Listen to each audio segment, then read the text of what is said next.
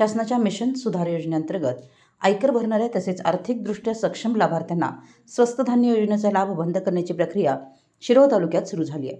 पुरवठा विभागाकडून आतापर्यंत 2868 रेशन कार्ड धारकांना नोटिसा बजावण्यात आल्या असून माहितीची पडताळणी करून पुढील कारवाई केली जाणार असल्याची माहिती पुरवठा नायब तहसीलदार वैशाली माळी यांनी दिली आहे।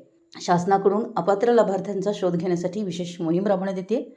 आयकर विभागाकडून प्राप्त माहितीनुसार संबंधित लाभार्थ्यांची पडताळणी केली जात असून अनेक लाभार्थी आर्थिकदृष्ट्या सक्षम असूनही शासनाच्या धान्य योजनेचा लाभ घेत असल्याचं प्राथमिक तपासात समोर आले।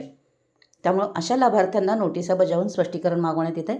पुरवठा विभागाकडून लाभार्थ्यांची माहिती अद्ययावत करण्याचं कामही सुरू असून पात्र लाभार्थ्यांना योजनांचा लाभ सुरळीतपणे मिळावा हा उद्देश असल्याचं प्रशासनानं स्पष्ट केलं आहे। तसेच अपात्र ठरणाऱ्या लाभार्थ्यांवर नियमानुसार कारवाई करण्यात येणार असल्याचंही सांगण्यात आलं।